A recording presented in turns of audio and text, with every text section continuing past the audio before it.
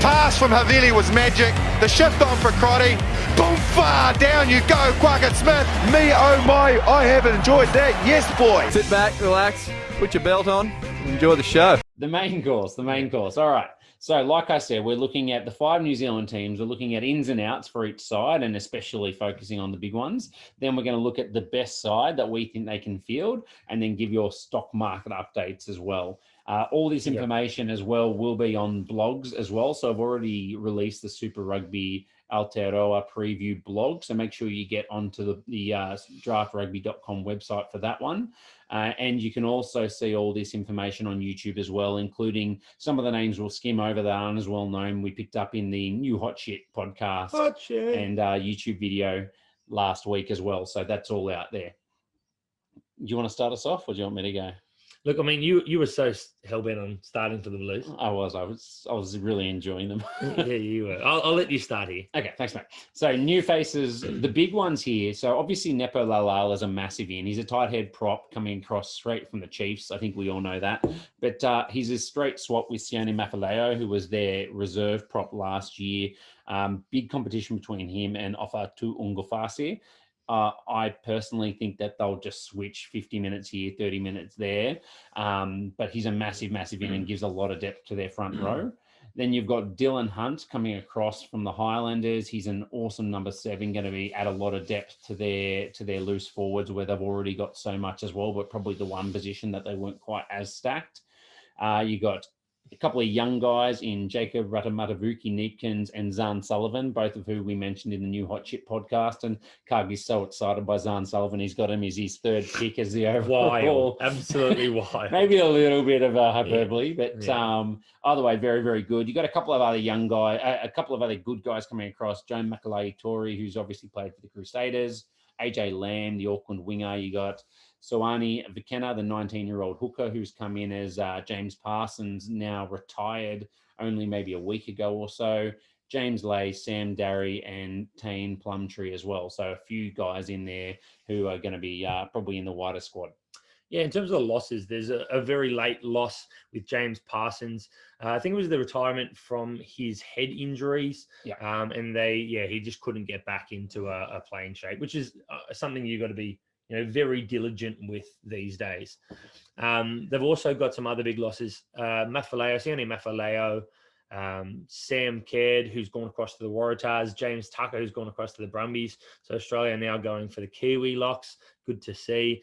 Tony Lamborn, he was just an absolute workhorse, added to that depth in the back row for them. But has been swapped out with Dylan Hunt, probably the better of the two, I think, in terms of filling some of those roles. Bowden Barrett, absolutely massive, devastating loss. They knew it was coming, so you can't be too surprised. Joe Marchant had an amazing season for me in terms of filling in, coming across from the UK. Huge fan of his now, personally. I'm a big fan of his. That took a lot of courage as well. Matt Duffy as well. We have some differing thoughts at times about Matt Duffy, but he was a squad member who could fill that, the back 3 role. They also lost a lot of other players, but that's their big names.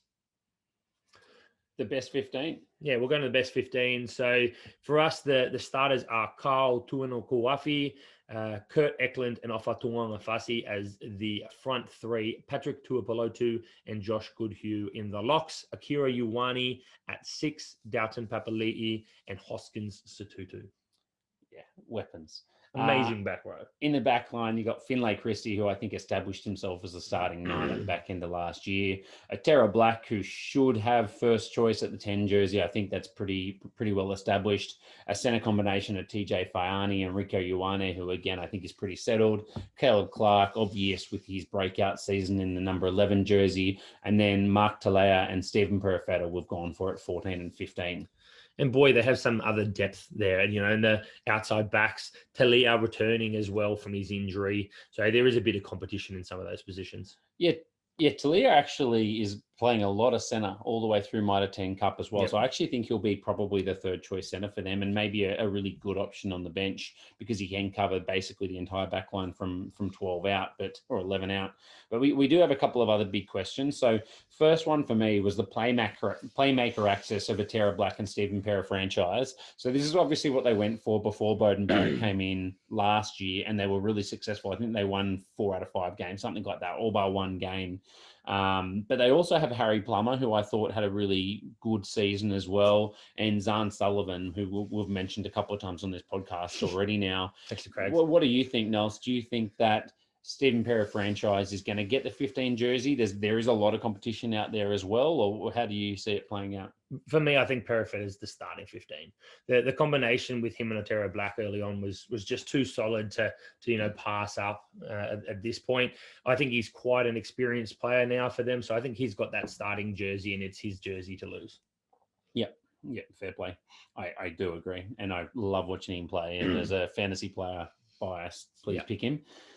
So then the next question is the stacked loose forwards. So we've got Akira, Dalton, and Hoskins, but we've already mentioned Dylan Hunt filling that potential 7 open side flanker role, and Tom Robinson. How do you leave Tom Robinson out of your side? Big sauce. The big sauce. Like, he is an absolute weapon.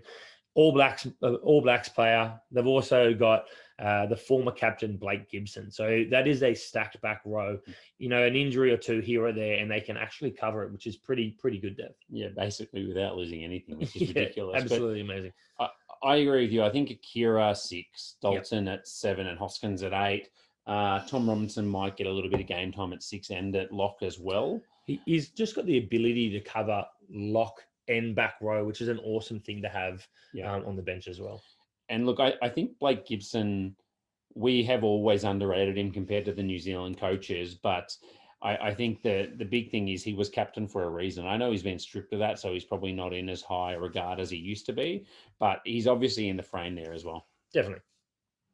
Our next question is, who partners Patrick Tuipulotu? So, I mean, we mentioned Big Sauce, but for me, that's a pretty big call if he slots in there to start. But I wouldn't be overly surprised if we do see him get a crack there at some point. Who are the other people competing for that, Harry? Josh Goodhue was obviously, I think, a real workhorse and a really solid player for them last year. And he shared a little bit of time with Gerard Kelly Tuioti, who is probably the more dynamic player that I was more excited to see run the ball. But partnering someone like Patrick Tuipulotu, I think Josh Goodhue is probably the perfect foil if you want to replace that work rate, maybe Big Sauce. But again, I think he's probably suited more towards the blindside flanker role. I agree. I think Goodhue's the pick for me as well. Now, our next question, minute sharing for the Blues front row. So you were touching on that front row, and that there's a few players there that you think could be, sharing that role, Nepo Laulala and Ofa Tuungafasi, but it's similar for the other positions as well. For Carl Tuunakuafi, he's got Alex Hodgman. For Kurt Eklund, who deservedly should get the start, he's got Ray Nuia as well. So there's a fair bit of competition there. So it means we don't think they'll necessarily get bulk minutes. So it's something to be wary of. Although they are good players, they're going to be sharing those minutes. Yeah, that's right. I think I see this playing out a lot like the South African Test team uses their front row, and a lot like the Brumbies use their front row as well, where they really bring on the entire squad at 45, 50 minutes. And every now and then they'll swap them and change out who plays with what. I think the smartest thing they could do is play them as 2 distinct front rows so they can build their competitions. But the only thing I would say against that is Nepo Laulala is such a class player. I don't know that you can quite do it that way. Yeah. Alex Hodgman as well has a really good case to make to say that he should be the starting prop over Carl. Yep. Sorry, but Carl keeps getting picked in the All Blacks. Yeah. You got to think about, this is the Super Rugby Aotearoa as well. It's a very physical competition. So these players will share minutes more than they would in a normal Super Rugby season as well.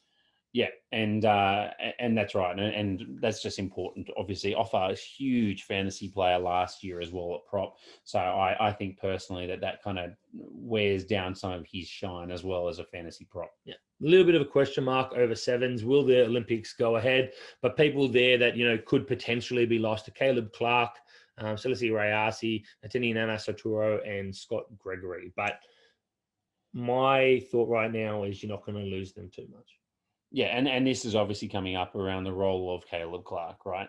So you would expect that he apparently, they're saying that he's in contact with the team a lot and that he's still pretty keen to be a part of the Sevens. I'd suggest that he'd be crazy to give up his All Blacks jersey. It's it's said time and time again that you give that jersey away, you're never getting it back. But I think really there is a lot of competition there, and I think we're probably going to see him play the bulk of Super Rugby, but it is a risk if you're trying to pick up the new hot star. So let's move on to yes, Stocks are rising. Yep. Yeah. To say that.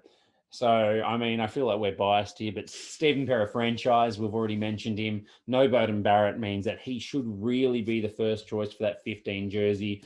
I guess his biggest threat is probably Zahn Sullivan, who the coach is a big fan of. But I think he's most likely going to get the bulk of the minutes, and he's just such an attacking threat. He hits the line, can come in at first receiver. He's got a good short kicking game as well. I'm a big fan of how he plays. Yeah, I'm definitely a big fan. Kurt Eklund as well. I find this fascinating how Kurt Eklund's career has progressed. He's now 29 years old. He was not signed. I think he came in as injury cover last year. This year, he's still only in there as injury cover for the 19-year-old hooker Vikenna. He's got a 2-year contract, but it doesn't start until 2022.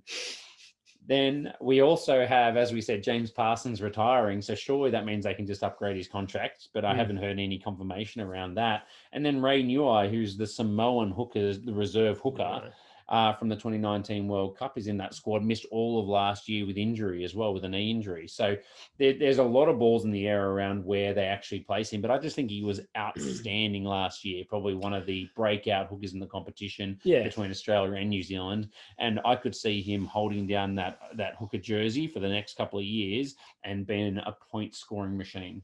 Yeah, for me, I think Ray Newey and stuff, definitely competition for him there, but with Parsons as the potential starter previously, maybe that's why Kurt Eklund wasn't seen as that potential next role, but he's quite experienced. For the Smokies, we're going on to the stocks are falling. This is a contentious one. Big Sauce, but I mean, we're not sure that he's going to be starting. So I think there's just too much competition. He's not going to be getting bulk minutes week in, week out. So surely he can't perform to the level he did last season. Well, I mean, that was his issue last year as well, to be honest. I think he started the year really, really well, and then he just had that competition come through. But for me, I'm really tempted to pick him not early in the draft, but mid-tables, mid-pick, like an 11th or 12th pick, I think he'd be excellent. But I mean, you might not see him play very many minutes at all with how stacked they are through those positions. For me, I'd be seeing that as he's where he's going to get picked. But the issue is this year, again, from the same as last year, we're having shortened benches. You have one forward, one back. So are you willing to take the risk on Big Sauce, knowing there's a good chance he won't be starting week in, week out? Yeah. For me, I couldn't. I agree. The other ones, Aroni and Amoni Narawa. I don't know. But yeah, look, we had him as one of the young hot shit players last year coming through, but there's just a lot of competition there. So game time is going to be a tricky thing for him to get.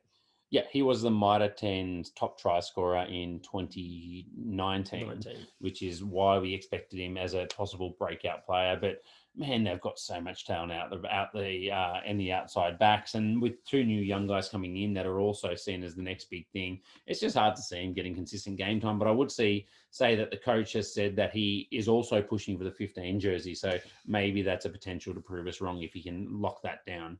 Lots of competition still. Yeah.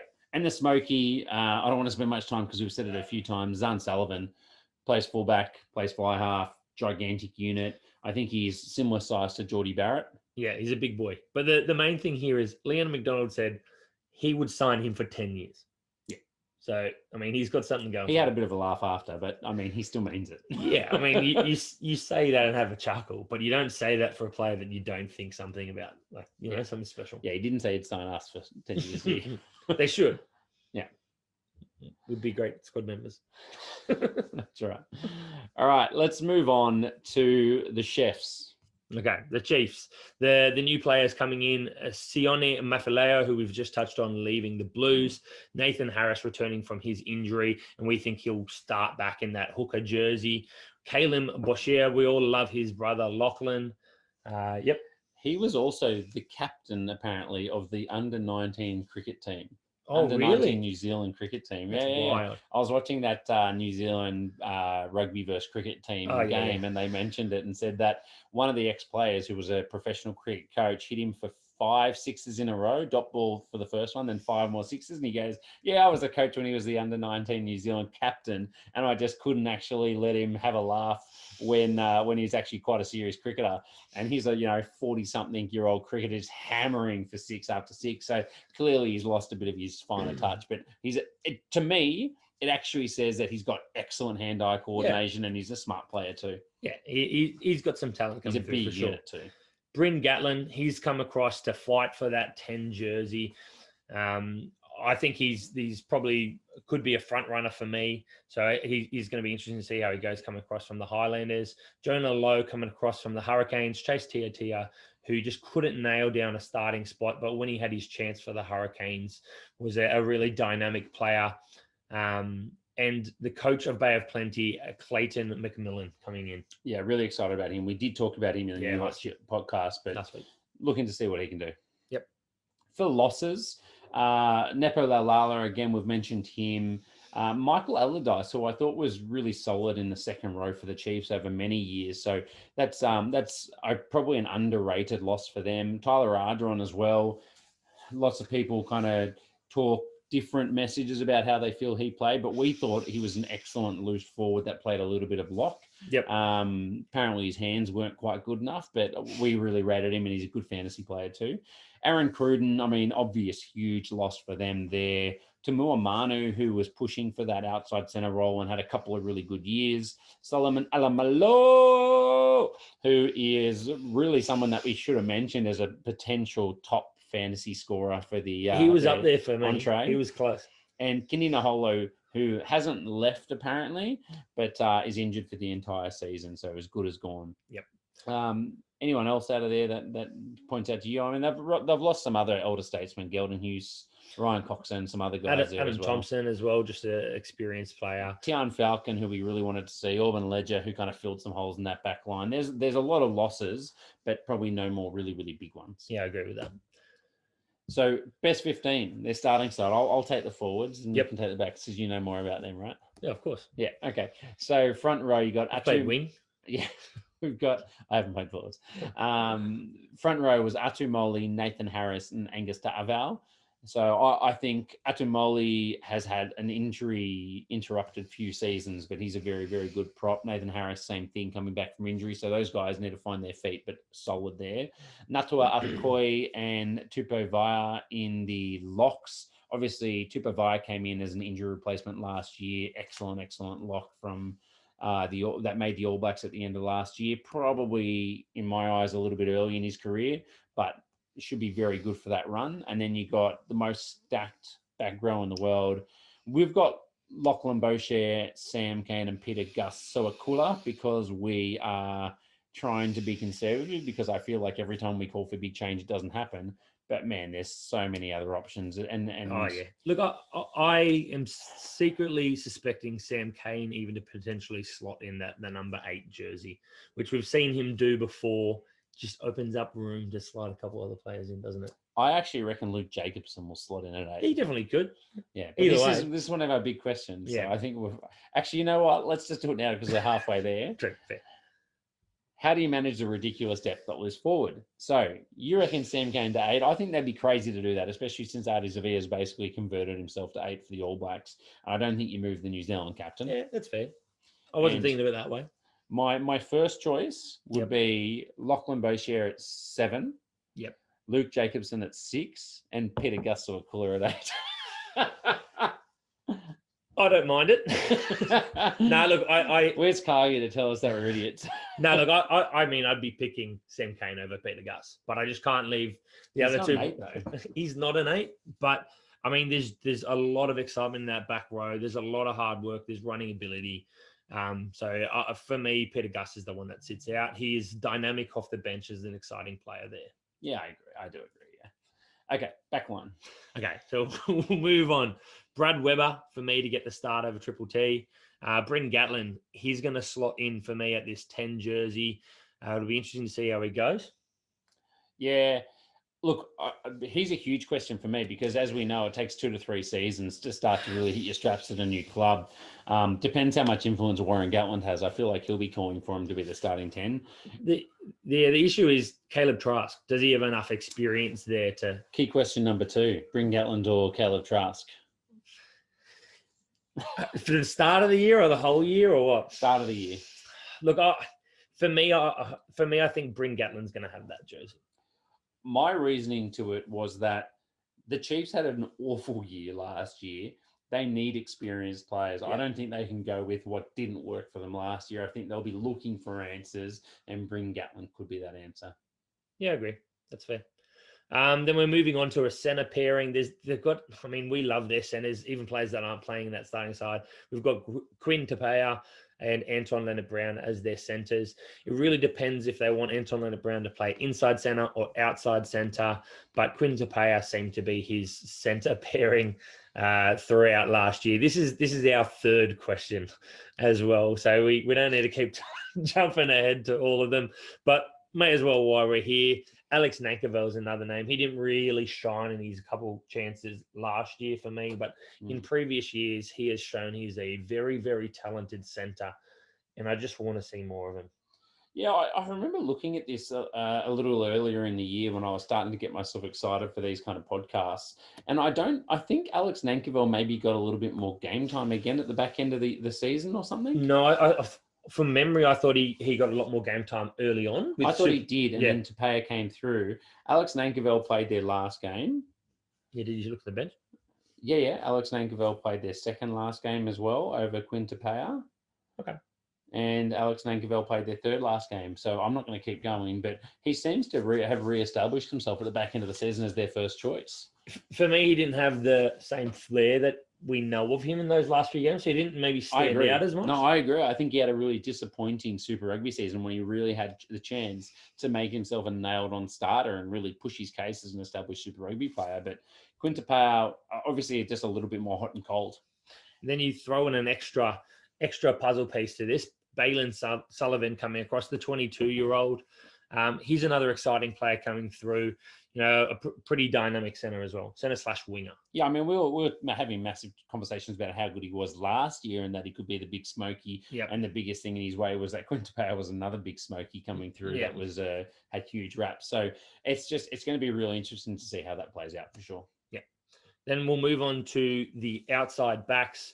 There's definitely competition here. Sean Wainui, I think he's just done enough in previous years. He's Mr. Consistent for them, so I think he's locked down one of those spots. Damien McKenzie, without question, surely that guy's your fullback, even if he has a disappointing year in aspects maybe more related to fantasy footy in terms of not tearing the line apart as much. He's still just such an exciting player.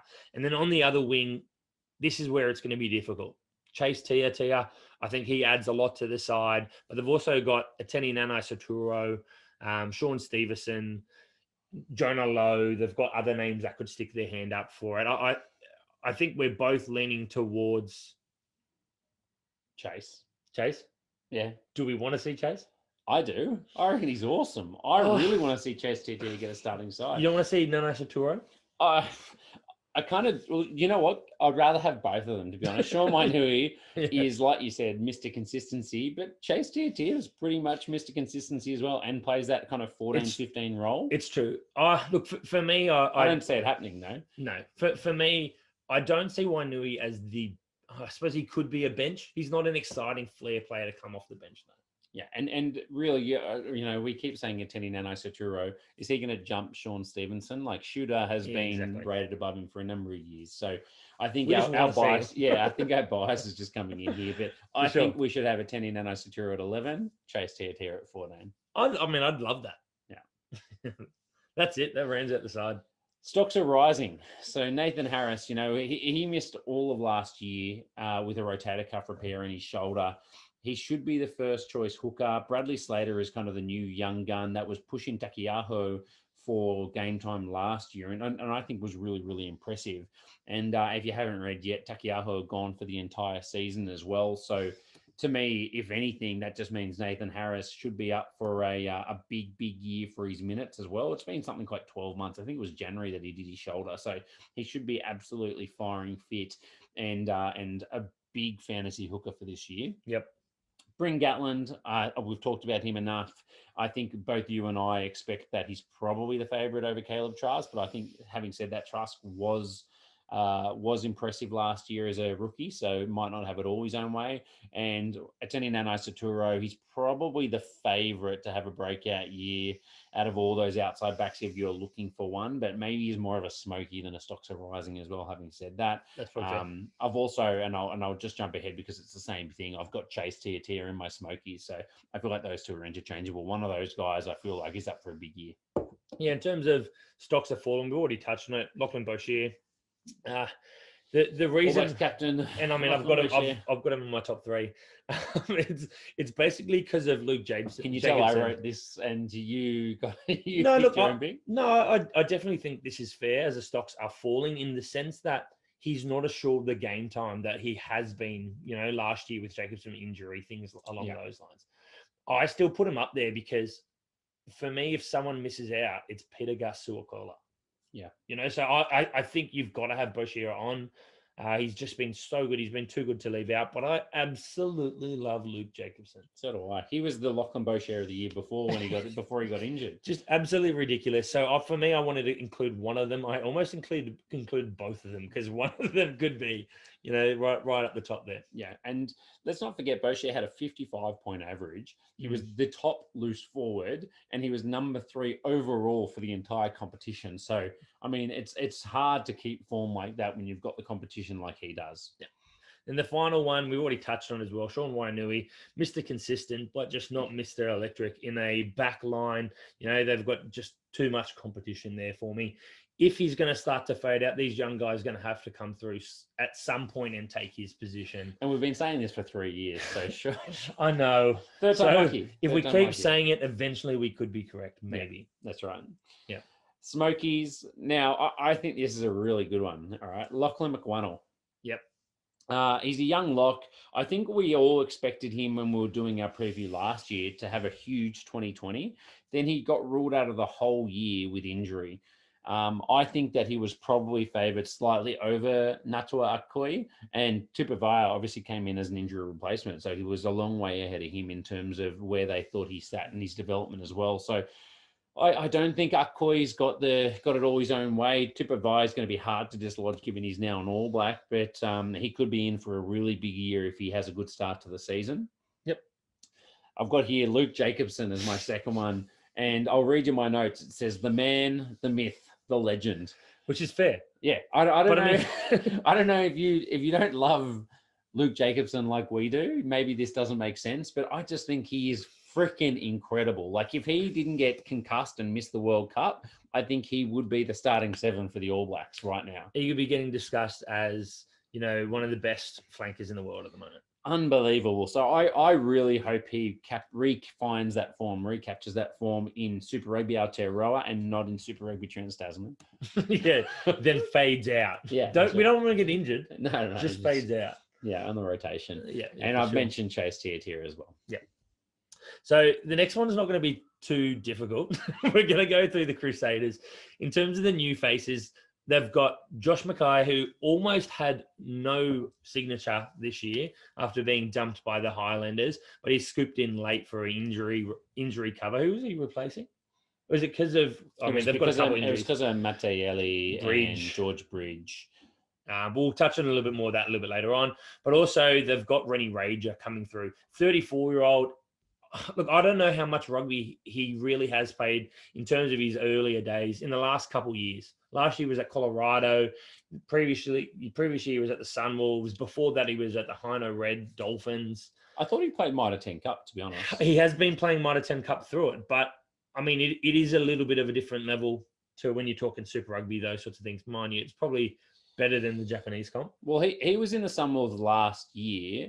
And first game, we were so excited to see him play. When he did his ACL game 1, it was like absolutely gut-wrenching. But he was playing 80 minutes every week for Northland. So, He's obviously still in and around it, and they just needed an He is. experienced player that can play outside back in 13. Yeah, I mean, he's awesome cover for injury. He's very, very experienced. He's going to be a great guy to have in that squad, but I wouldn't be surprised if we're seeing him get some time. But imagine if you saw him, he could just play 13 for them. I just don't see it. I just don't see him being the whole year being this. And he could. We're about to discuss why, but yeah, I mean, there's definitely potential. Yeah, fair enough. In terms of losses, I don't know. I want to go back to him. No, let's move on. So look, the scary thing is there's no big losses for the Crusaders. Probably the names that people know would be Billy Harmon, who is a contestant for the open side flanker role, and Fatuli Pea, only because he played PE. We did with Pea? No, we realized that wasn't right. PE. I don't know. Now I've lost it. Anyway. Disappointing in myself. Anyway, so he obviously played a little bit of game time when Braden Ennell did go down last year in the outside centre role. He's moved over to the Highlanders as well. And then you got Ethan Roots and Harry Allen both gone as well.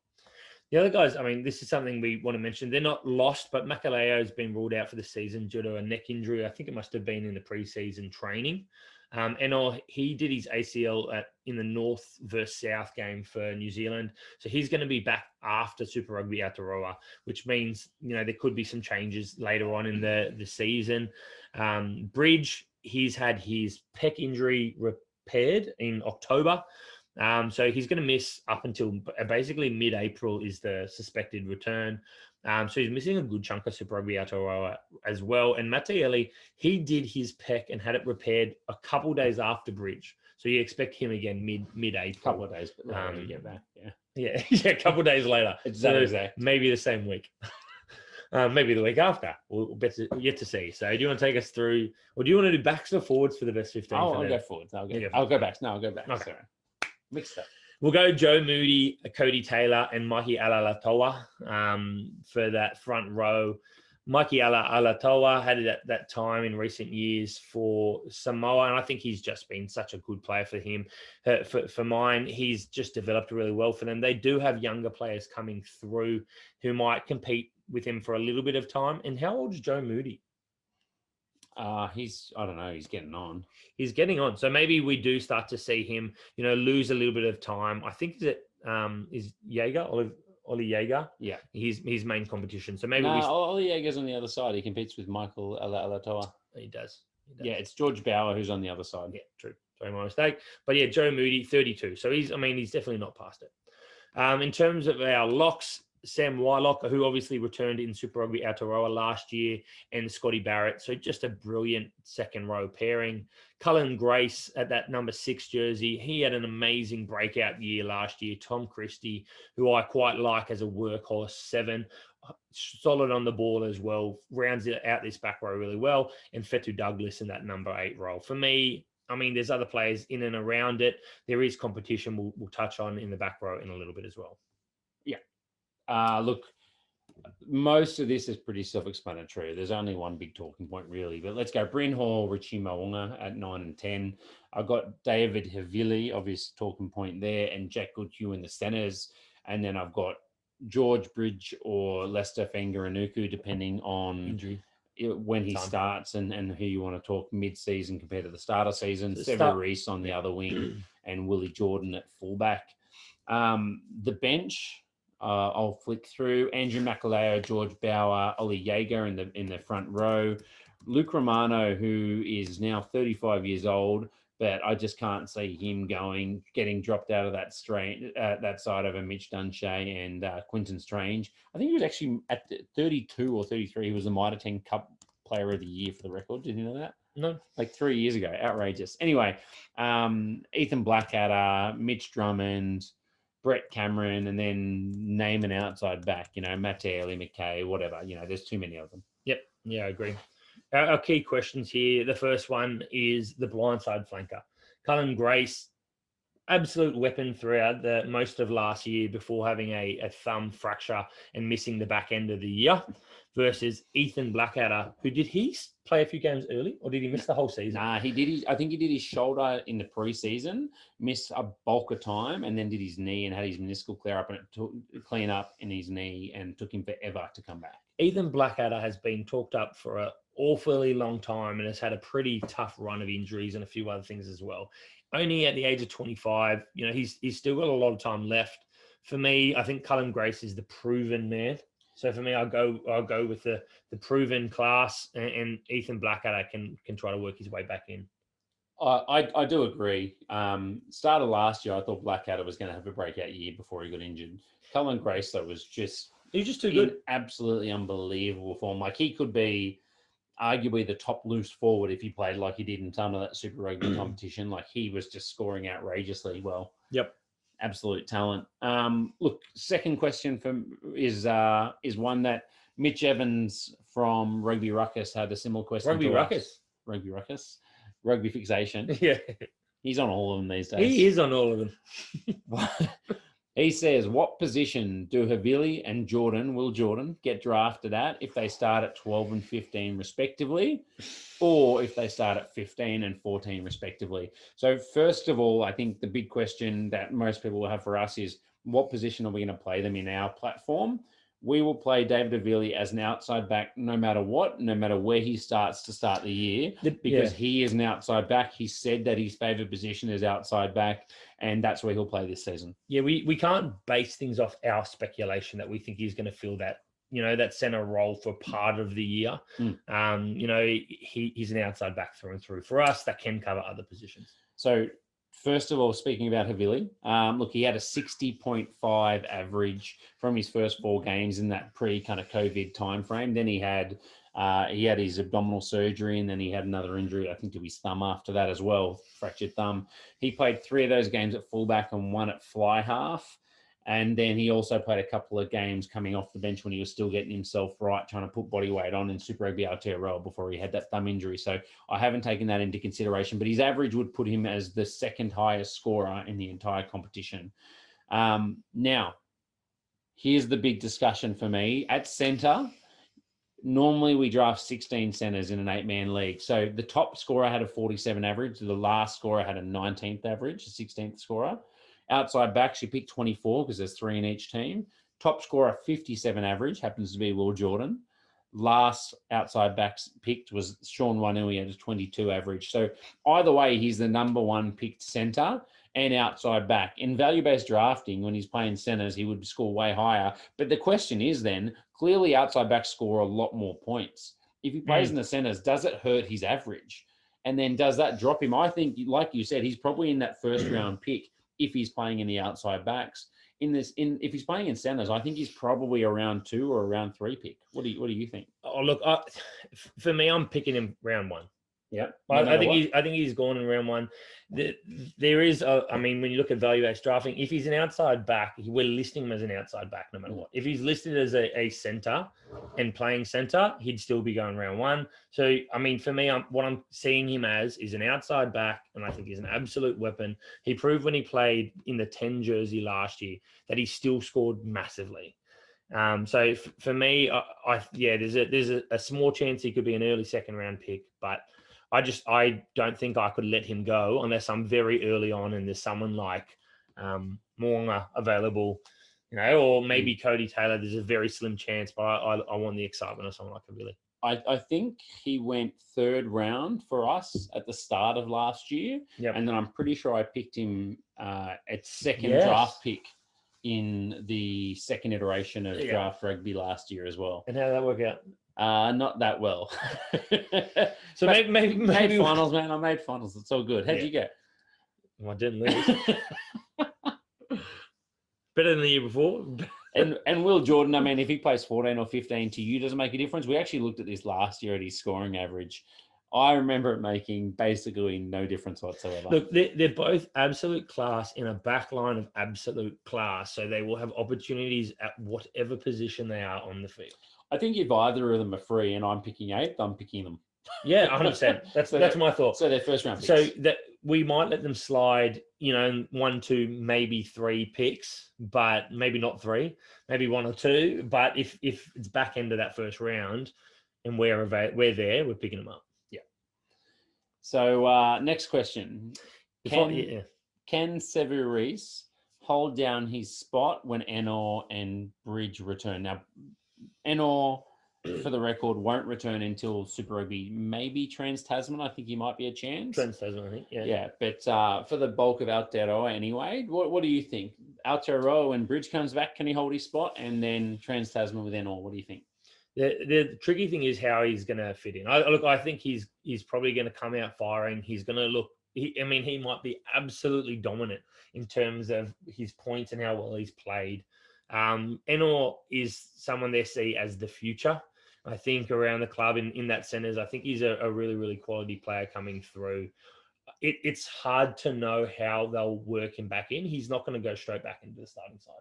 He might get a couple in my eyes, might get a couple matches off the bench, and then slowly work his way back in, which for me, I think Will Jordan's got to be a starter. And that's the way I'm seeing it. So the person to miss out will probably be Severis. So if Severis could get 6 games at the start of the season before Bridges, he back, could still be like that, top right? outside back. And clearly he could be the top outside back at that point and not get dropped. So do you think he's a first round pick? I don't. If he was available, I don't. Would you pick him? No. Okay. Wow. Would you pick him round 1? At 7th or 8th, I probably would. I don't know. I haven't done my draft yet. I reckon he could easily be a second round pick. For me, he's not my first pick because I have suspicions that I'm not going to have him for the entire season. I suppose you can use him as trading leverage, but you just don't know, and it's hard to carry players in this. So knowing someone, it's a short season, but it's hard to carry players. Maybe second round or third round then. Second, second, third round. Like he's going to potentially win you 5 or 6 games. Like when he was scoring 2 years ago, he was winning games. It was the Severis versus the other team. Yeah, I agree. But look, the first person to drop out, if there's someone else that's getting a game time, is Fainga'anuku could potentially be on a wing spot. Bridge comes back, and Fainga'anuku's gone. And I guess if later on, so he could play all of Super Rugby Aotearoa. Yeah. Does that put him back up? Potentially. I think to me it does. Yeah, potentially. He's a first round pick. First round pick. Just pick any Crusader. First round, the whole Crusaders just backbone's pick gone. Crusaders. So Richie Mo'unga, Sevu Reece, David Avili, and Will Jordan, all first round picks. Yeah, potentially. Because of that. And Cody Taylor. Jesus. Right. So that if someone's going to miss, I don't know.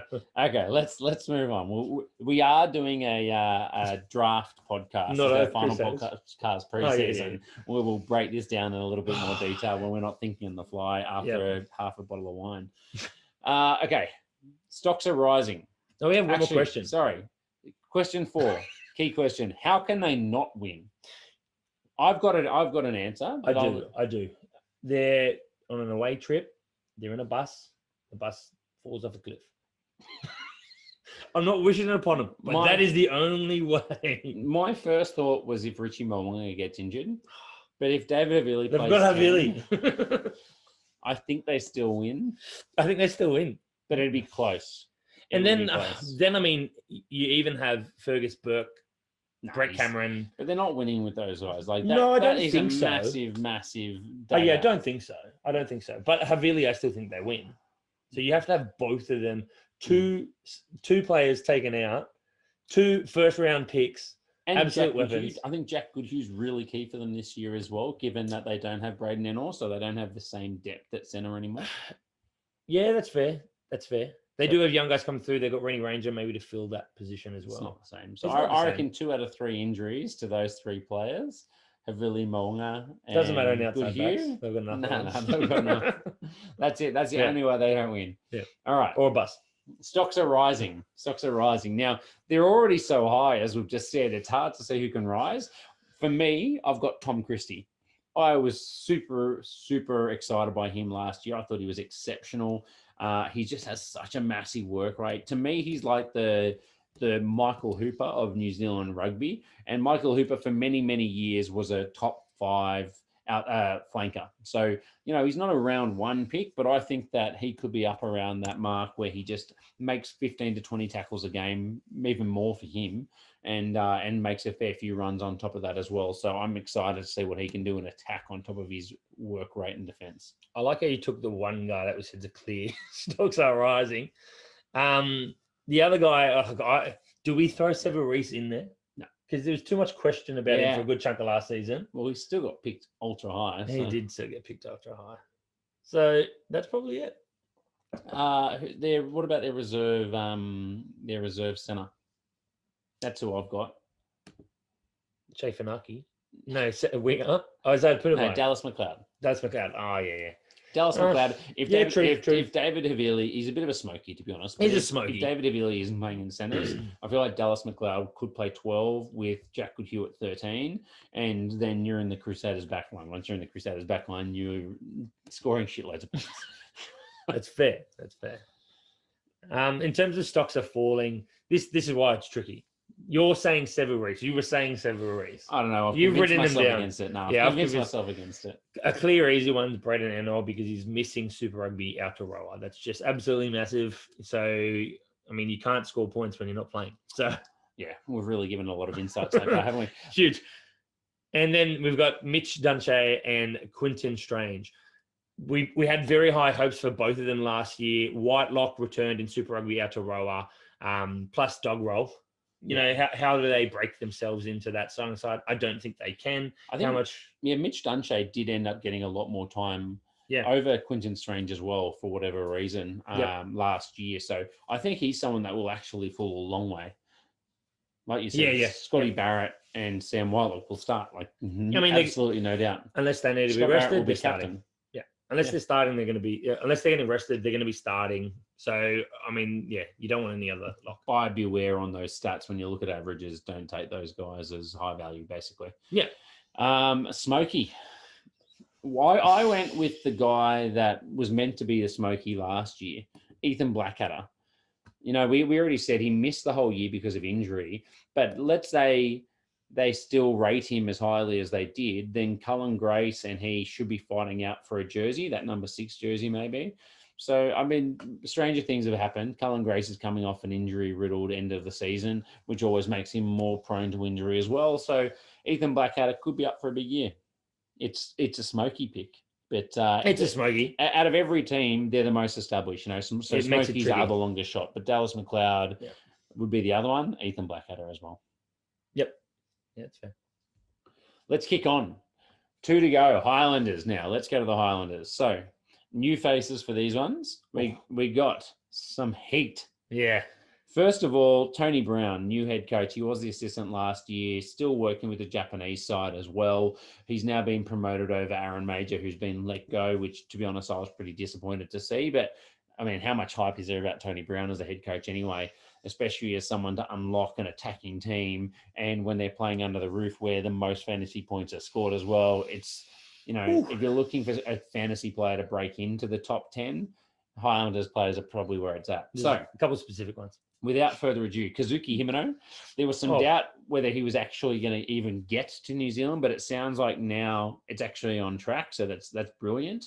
Bryn Evans, who's about 95 years old. I think he's actually 36, coming back from over in the UK as the elder statesman lock to try and add a little bit of depth there. But I don't know how much time he'll have. Billy Harmon coming across from the Crusaders to try and get some time at open side flanker. I think he's going to get some time, and I'll touch on that in a moment.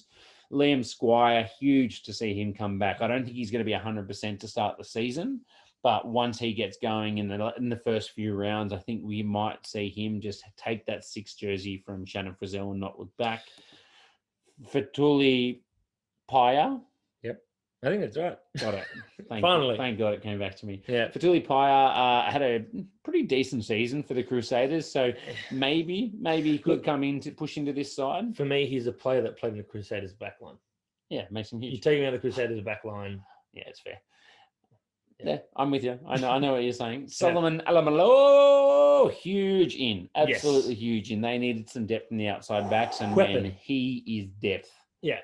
And look, there's so many other players that you can mention in this team. The only other ones I want to quickly touch on, Connor Gordon-Bashett, who has been hyped up to an endless amount, will be fit this year.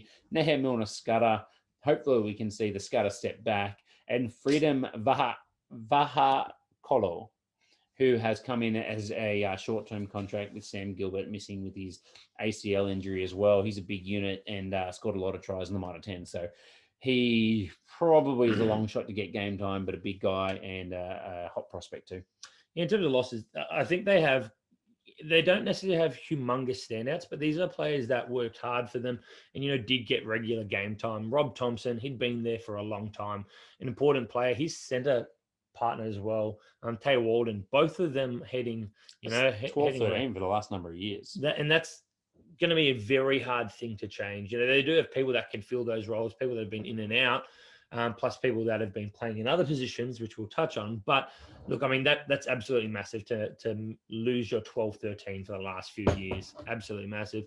Then you take out Bryn Gatlin, Jesse Parati, Dylan Hunt, and Jack Wetton, who had I think he was just an absolute weapon for them as well last year. He really impressed me. He's quite a strong, sturdy player there, so he's going to be a win for the Tars. Yeah, absolutely. Also, they lost Josh Mackay, Tavita, the Karate Kid, and the Brewer, who we were a little bit dumbfounded by why he's been left out of the squad, other than maybe a few red cards and a few things like that, silly decisions. One red card, 3 years ago. That's 2 years, 1 year. Yeah.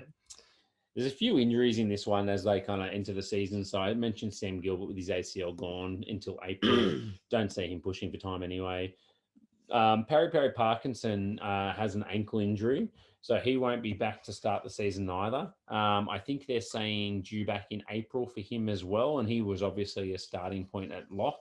Then they've got Solomon Alamalo, who isn't a guarantee to start the season either. He dislocated his shoulder in July, so there's no word yet on what that means, but if he has had it reconstructed, which is definitely quite likely, to be honest with you, 6 to 9 months to return to sport, he might be just coming back around the start of the season. So don't let that spook you too much, but he's a bit of a grey area for me at the moment, and is such a key player for him. That's pretty big. And then James Lenchez as well, El Capitan, absolute weapon for them. He dislocated his ankle back in February. Apparently he was starting full running at the end of January. So to me, if you're only just starting full running, you're probably still a month away or something like that. So maybe he misses the first couple of weeks, but he'll be in and around the start of the season as well. Yep. We'll go. I'll start us off with the forwards for the start of this side here. Aiden Johnson, Ash Dixon, and Siate Tokalahi. Pretty solid back front row. Question marks for me still on Aiden Johnson. I'm just not a player. Well, Daniel Leonard-Brown's the obvious other option, and apparently he's looking really, really fit at pre-season as well. In some of their media releases, has been said. So he has started in past seasons, and he's a good fantasy player too. So personally, I hope it's him, but Aiden Johnson seems to be the favourite. Yep. Perry Parkinson, who, I mean, he had showed glimpses of being a really good player last year. Another year of experience, I think, it's going to really show in him this year. Josh Dixon as well, rounding out that second row. Liam Squire, you've got him down as, starting the season for them. I'm not sure, or you got him in their best 15. Yeah. All right. Look, Frizzell was so good in Super Rugby last year. My issue with him is he's a little bit hot and cold. So he's going to get that first chance. If he can prove that he's consistent and, keep some of that consistency, maybe he can be the starter, for the rest of the season. But I do very much question if he can be as good as he was last year, week in, week out. Do you agree? He's just so inconsistent. About 3 years ago, we thought the same thing. And then 2 years ago, it was average. But Liam Squire, let's not forget, he was like their solution at number 6 before. I think he left for some mental health issues or something like that at one period as well. Like he had some personal issues. Yeah. So I definitely think he could be the starter. But it's a fair point. Absolutely. Yeah.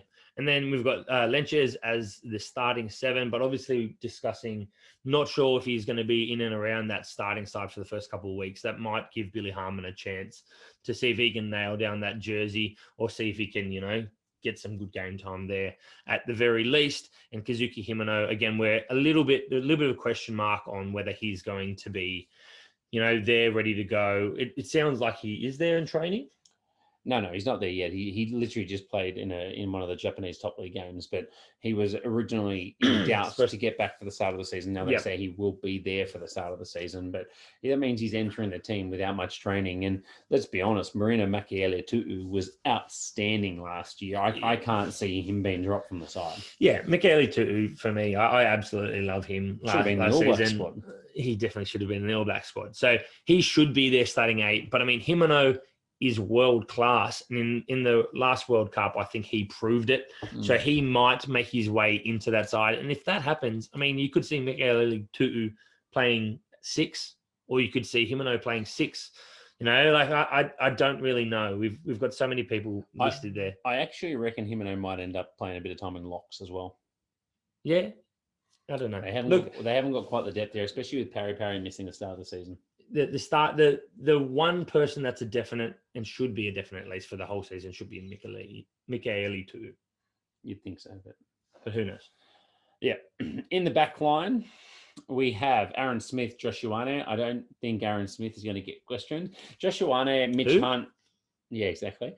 Mitch Hunt, bit of a debate there on how this works, and we'll get to that. But we think Josh Ioane, much more energetic player, fits the kind of Richie Mo'unga mould, Bowden Barrett mould in his prime, have been an attacking threat as well. Just that 1 yard slower, or one step off being Richie Mo. Jeez, he's a couple of years younger. I don't think he's slower. He's so good. Centers, Patelisio Tompkinson and Michael Collins is who I've gone for, but we'll get to that. There's definitely some debate there. Jonah Nareki, what a standout player. Now, he did what Amoni Narawa was hoping he could do. Jonah Nareki is one of my favourite new wingers in the competition. He's a freak. So smart, so talented, can kick, can defend, everything. He offers what all these exciting young wingers come through, but he's got an all-round game. The fact that he can do little chips in over the top, he can kick, he can defend really well. Surely he is your starting winger and an absolute, just he's got All Black written all over him. Bolter for the All Black squad. Yeah, he's got that kind of George Bridge class about him. I got Solomon Alamalo at the back, and the other wing spot's pretty tough. I went Conagard and Bashop just because of the hype that has been around this kid for a few years now. So I'm expecting him to injured last season. Yeah. Was it? Yeah, no, he was. He's been injured for a while now. Yeah. So okay, let's go. Key question. So first of all, how do you replace Parry Parkinson and James Lynchius early in the season? You mentioned Billy Harmon for Lynchius. For Parry Chicken, you got to pick 2 of Josh Dixon, Manaki Selby-Rickett, Bryn Evans, and Kazuki Himeno. What do you do? This is why you said Himeno could play lock. It is. Yeah. I mean, that's not a bad shout. I feel like Josh Dixon's the locked-in starter for that other position. Yeah, definitely. But then Manaki Selby-Rickett, apparently one of the fittest locks going around this year, and I thought he was really, really impressive off the bench last year as well. So if Himeno's not playing at lock, I expect it to be him. But Bryn Evans, they didn't bring him back at 36 years old for no reason either. That's fair. I think he'll be a bit of a role player, though, to be honest. Our second question is, how the hell do you fit their back row into one team? Yeah. You just play it more. Yeah. Frizzell, Lenches, Harmon, Himeno, Makiele-Tu'u, Tereki, Ben Nicholas, and Liam Squire. Does it mean some of these players get less minutes and they become less valuable? Massively. Yeah. Yeah. I mean, they've got too many names there. Yeah, I think so. And let's not forget Sione Misalio. Yeah. Why is that guy in the squad? He's so far from getting any game time. It's not funny. But anyway, I shouldn't be too mean there. Anyway. I misleaded him on purpose. Yeah. I know you did. Look, Tereki, Ben Nicholas, we're pretty excited about last year. I think he's just not in the picture. Yeah. And we've talked about the others. I think it's a massive problem. And again, similarly to what we've talked about in some of the other New Zealand sides, it really devalues them as fantasy players because of the fact that there's just too much competition. There's too many good players. Yeah. Number 3, the role of Josh Ioane. So at the start of last year, they said that they were going to try him at inside centre. Before Super Rugby Aotearoa, Major said that experiment was over and that they were going to push him to 10. Now, there's a new coach. Mitch Hunt's there. You got Solomon Alamalo who can fill 15. So I don't think that 10-15 of Ioane and Solomon works as well anymore. I think, of course you could move Alamalo to 14, but Could you see Mitch Hunt 10, Josh Yuan at 12, Theo Tompkinson at 13? Like, they don't have an established centre combination here. I actually don't think it's the worst idea, to be honest with you. Look, the way they ended the year last year is, for me, what I'm seeing to start. I know it's quite hard. Mitch Hunt's been a very good player, for the Crusaders in the past, coming off the bench. It's sad to say that he might be dropping back into that bench role, but Josh Ioane is their starting 10 for me. And he showed it throughout last year when he got moved from fullback into centre into 10. They were most dynamic, most exciting when he was playing 10. Almalo is just so exciting. Sure, you can put him on the wing and you can have Mitch Hunt in there. That's another possibility. But for me, I just put Josh Ioane in at my 10 and find the other puzzle pieces around it. You want to scatter on one wing, or maybe you just put Almalo over Conaghat and Basham and then Mitch Hunt at fullback. Yep. Yeah, that's definitely could be an option. Yep. Next one. The centre combo. So this is just hard to replace what they had. You guys have popped in and out of this for previous times. I think Theo Tompkinson did establish himself last year as a kind of the obvious choice at 12. He's a hitman in defence. Yeah. Like, he's a good player. I think he's, their first choice there. They brought him for Tuli Paya. Brought him in. Michael Collins played 13 a little bit at the back end of last year, and I think it suited him. Minor 10 he did as well, I think. Yeah, and it suited him definitely better. He's a centre. He is a centre. So I agree. For me, I think it'll be great to see him there. But they've also got young Thomas Umaga Jensen. Yeah, and that's untapped potential. And with his brother Peter doing so well, you just feel like maybe there's something there just purely on genetics. I think, as I said before, Theo Tompkinson and Michael Collins. Yeah, I think that's fair. Look, for me, Paya, I think you take him out of that Crusaders back line and he's not going to be what he was. He's got to then try to build into this side. You said the 2-3 years to reach your peak.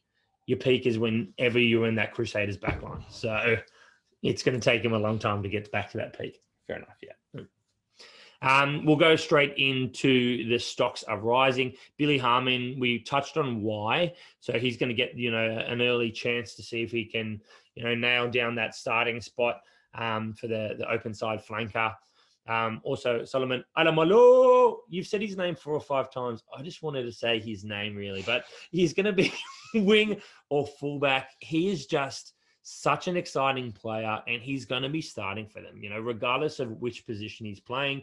He's exciting. He's going to be, either on the other wing or linking up with Jonah Nareki as well. So that's just 2/3 of such an exciting backline. And maybe that does then, those two being your wings means you have your second fly half, a second, playmaker at that fullback jersey as well to round out and get the ball to those wingers because they are just so exciting. But Alamaloa was the 8th ranked outside back in 2019. 2020 wasn't his year, but he's one of those guys that can actually be like a first round pick for an outside back. Yeah, his points per minute in 2019 was 0.02 off Lamb and Bridge.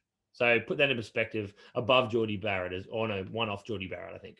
Yeah, 0.01. Yeah, he's a freak. Yeah. So at that assured starting spot, whichever position it will be, he's going to be a scary especially player. Playing under the roof. Yeah, exactly right. Stocks are falling now. We may I may cop some slack on this one, but Shannon Frizzell, I think he had an outstanding Super Rugby season. We've already said he's hot and cold, but Liam Squire, Kazuki Himeno, there's just so much depth, so much competition, and I don't think he's really covered himself at glory at All Blacks level enough to make himself safe. Mitch Hunt, again, just that extra competition with Alamalo. You might see him at 15. He's not a huge fantasy scorer, but he does kick his goals. I think his chances probably live and die on Joshua Ioane's goal kicking percentage, to be honest.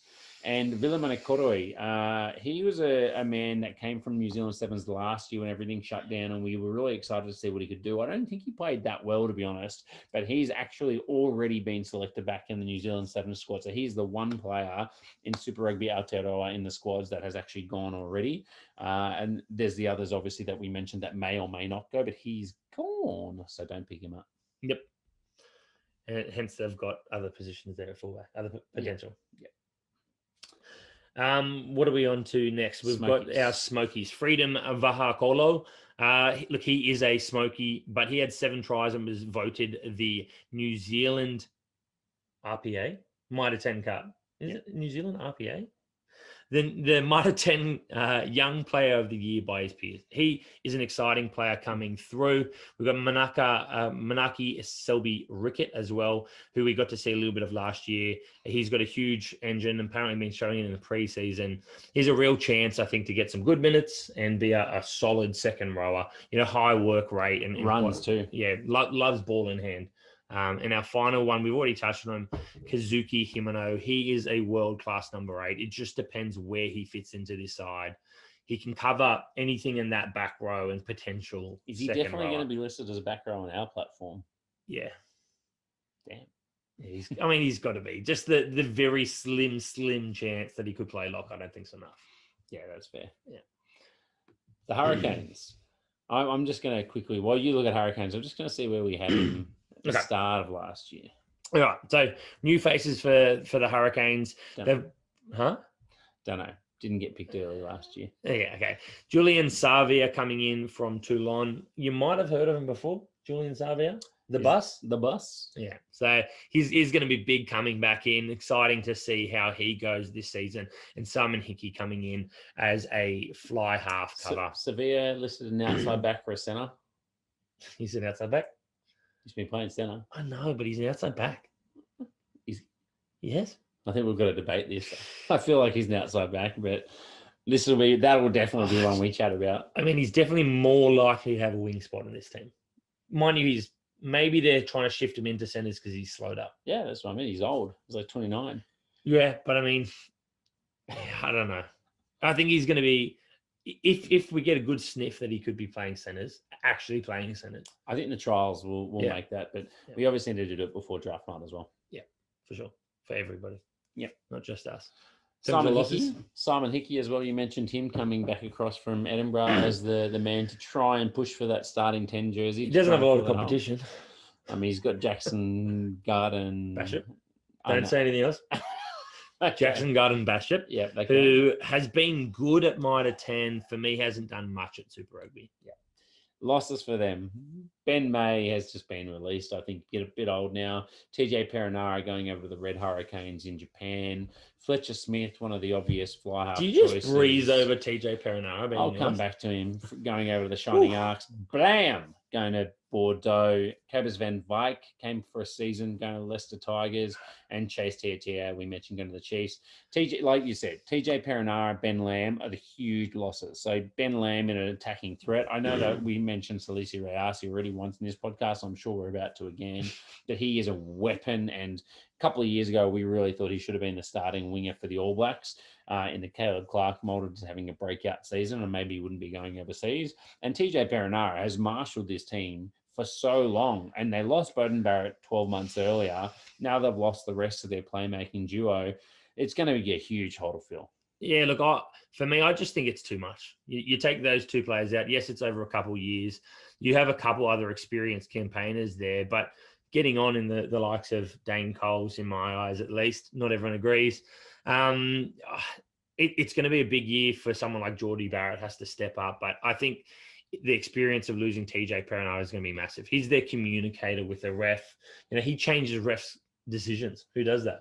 Yeah, and the other part of that is his obvious backup, who I actually think is amazing. A weapon. Jamie Booth. Yeah. Broke his leg and he's damaged his knee, and I don't think he's going to be back for the first 6 or so weeks as well. That's the details all been on the casualty ward as well that we have online, but that means that they've literally lost their 2 senior halfbacks. So they're going to have a young 9, probably Jonathan Tamatine, and Jackson Garden Bashop or Simon Hickey running around at 10. It's just a very inexperienced playmaking axis. Yeah. I think there's too much to cover there. If we're going to go into now their starting side, so we've got Tavita Mafaleo coming in as the starter, replacing Ben May, who, as you just touched on, was leaving. Dane Coles, we still think he's going to be their starter. He's obviously got a lot of competition with Asafa Almua and Ricky Riccatelli in that hooker jersey, and Tyrell Lomax, the Aussie, who we were happy to lose because hasn't impressed me as much yet, but he is a big guy with lots of reps, and he's starting to get some more and more experience. He's starting to get better. Yeah, I agree. I just needed a bit more time there. James Blackwell and Scotty Scrafton are, for us, the two picks. They've also got Kane Laupepe, Isaiah Walker-Leawere as well. Yep, and Liam Mitchell as well to cover that lock jersey. My issue for them, their back row. Yes, they've got Artie Sevilla. Absolutely amazing. Doesn't matter if he's 7 or 8, but he's really molded. None of us pick Artie Sevilla as our top fantasy scorer. It is pretty silly. Probably the reason is because he's playing for the Hurricanes. That's probably the only reason. True, he has to do everything.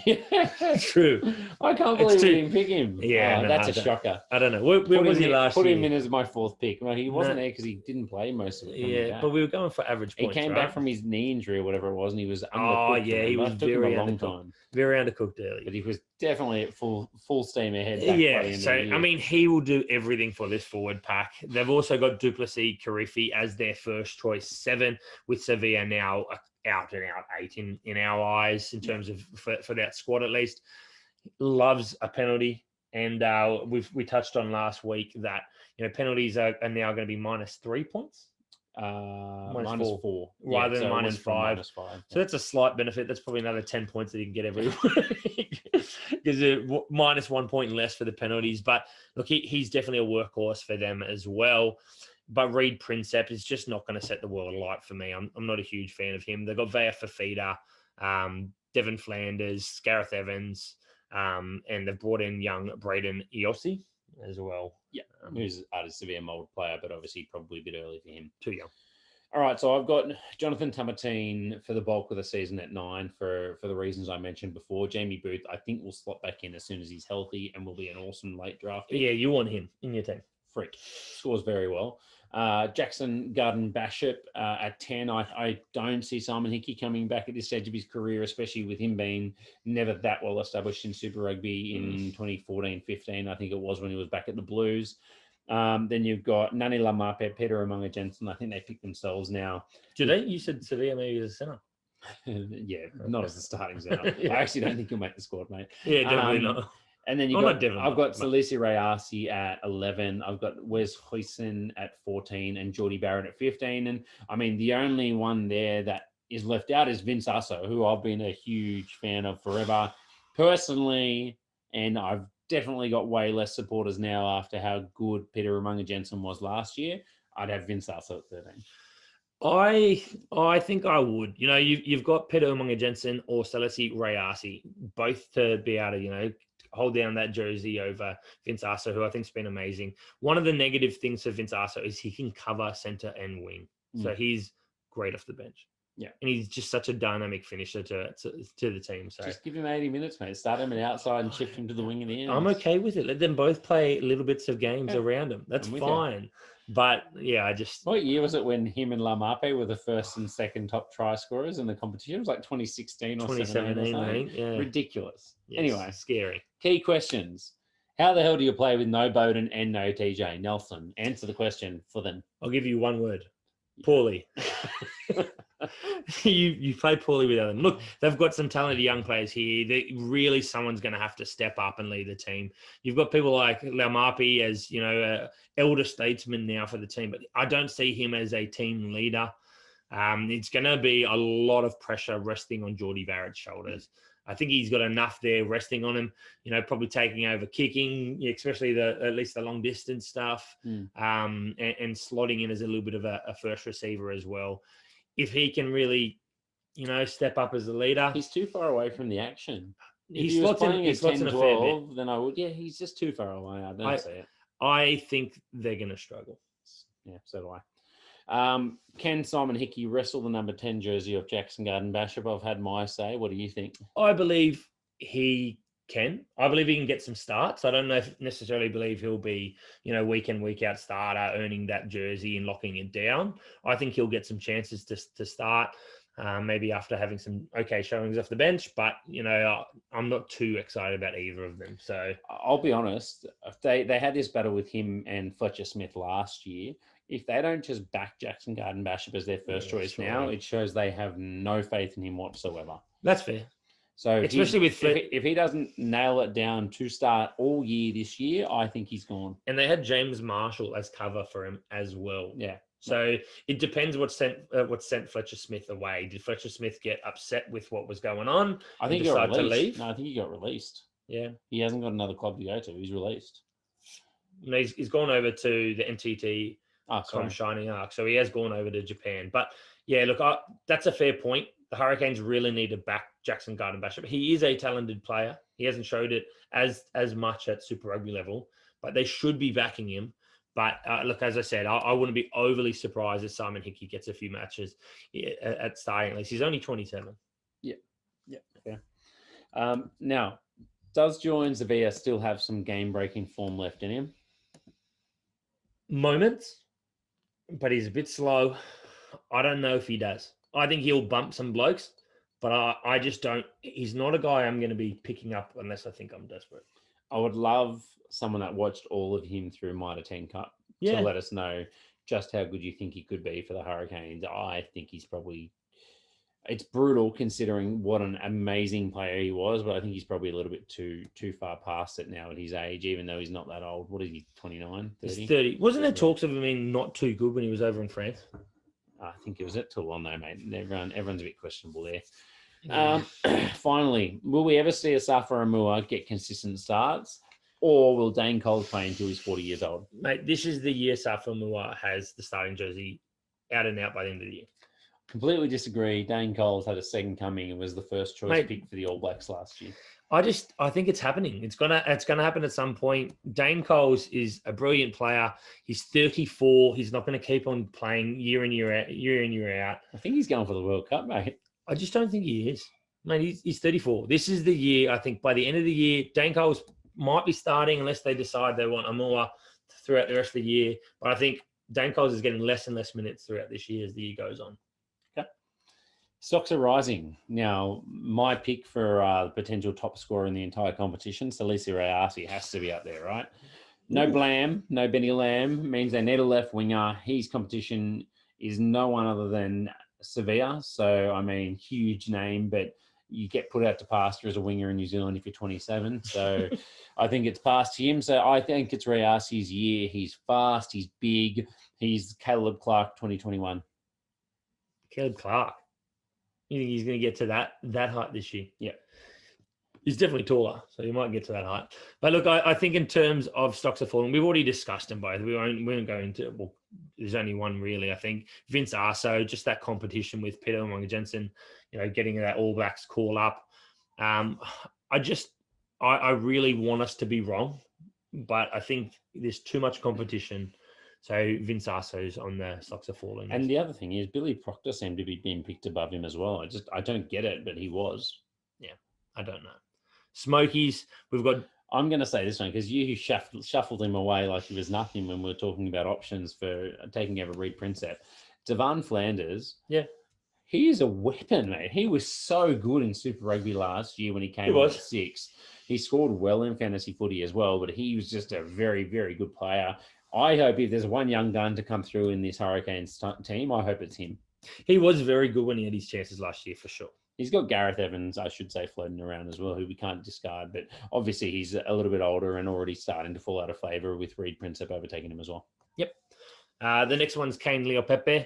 Obviously, we listed a relatively long list of names of people that could be taking that second row jersey. But he's a Samoan international. He's had a run of injuries that, is quite horrific in recent years just to, stop him from holding down that spot. But when he's been there, he has been absolute quality, fits into Super Rugby really, really well. And he offers something that a few of the other players don't. I think he just loves ball in hand and he's quite an aggressive player. He reminds me of Sitaleki Tamani. Okay. Like just that kind of big unit, physical, dominant, hard running loose lock as well. Yep. Yeah, that's not bad. Yeah. And look, the other one I've got as a smoky, which I think is probably a decent money, is Jonathan Tamatine, who I've already said is going to start for the first 6 weeks or something for them. So if he runs the ball at all, which I don't know if he does, he'll be a decent half-back pickup as well. And I reckon he'll snag him real late. I reckon you could get him real late because my issue is there's a chance that Adi Sevilla picks the ball up at the back of the scrum and plays halfback.